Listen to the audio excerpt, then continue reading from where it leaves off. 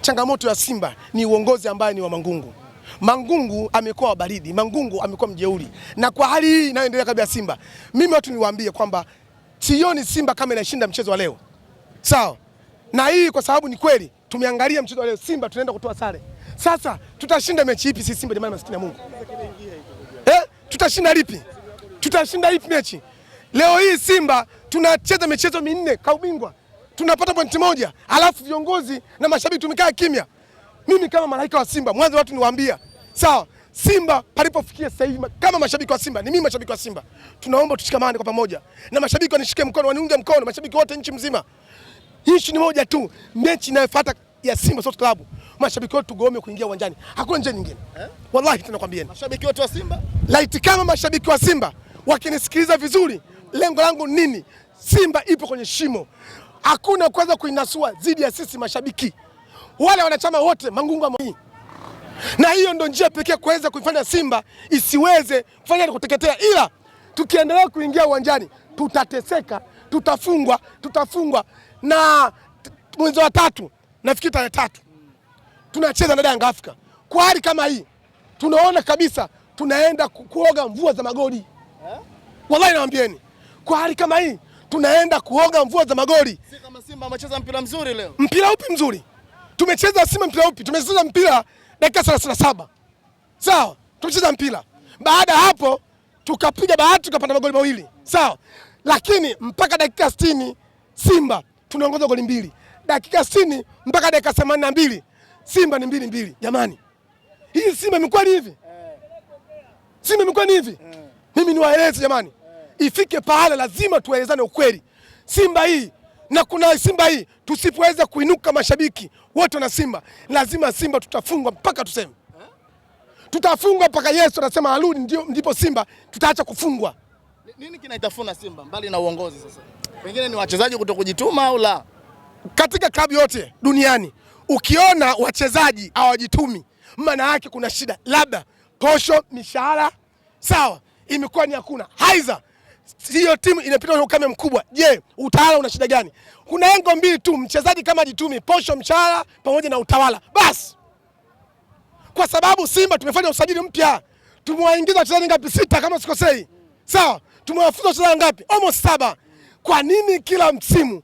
Hii ni dirisha dogo. Tunawafukuza 7, tunawaingiza 6. Dirisha kubwa lililopita tunawafukuza 10, tukaingiza 10. Na hali ni ile ile. Simba imekuwa ni sehemu ya baisikeli ya kujifunzia kwa wachezaji.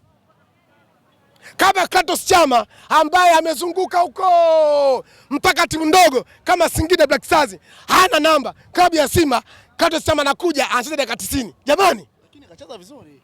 Upi? Kratos Chama tunajua sisi sio huyu. Kratos Chama watu watakubali. Kratos Chama hapaswi kucheza hiyo timu. Anapaswa acheze kama Namungo. Lakini yote viongozi wa Simba walazimisha. Anunguze swali moja tu. Wanafanya usajili Simba kila siku. Ushaye kuona usajili namba 2? Yes, niambieni. Aniambie mwana Simba wote, mtu wote niambie ya bwana soka. Usajili wa Kapombe ambaye tayari Ejak imeenda. Unaangalia mechi zote, mashambulizi yanapitia pale. Unafanyika kwa nini? Unashinda pale.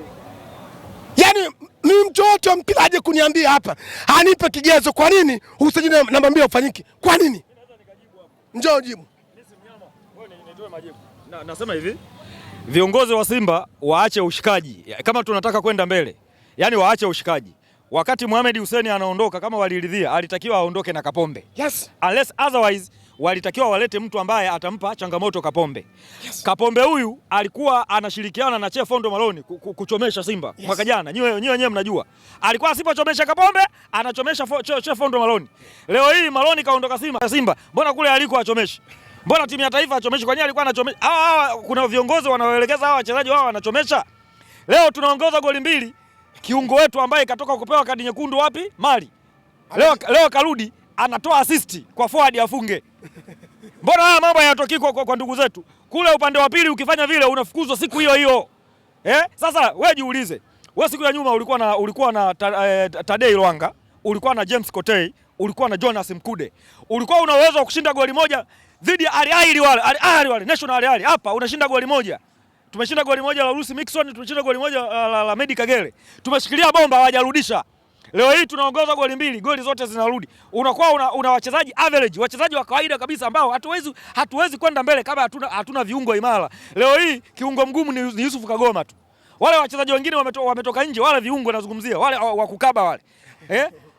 Hawatimizi majukumu yao. Huyo Alassane Kante anafanya makosa kila siku, ndio akasajiliwa huyo kuja kutibu tatizo. Huyo Nabi Kamara huyo, Nabi Kamara yule. Ukiwa na kiungo kama yule unategemea kushinda mechi gani? Hata huo ubingwa wa ligi kwa viungo hao hatuwezi kuchukua. Hawajafikia hata nusu ya uwezo wa Mkude. Yaani tatizo ndio liko hapo. Sawa, lakini tunajaribu kuangalia kwamba baada ya kuongoza goli 2 dakika wachezaji wetu ambao tegemezi kiungo ambaye ni Kagoma pamoja beki ambaye Nangu, angalia namna walivyoumia. Kuna baadhi ya vitu watu wa Simba tukichunguza vizuri tutapata jibu sahihi. Angalia namna alivyoumia Nangu, hata wenyewe wameshangaa. Maana yake nini? Nangu amejivunja. Ukimwangalia Kagoma amejivunja.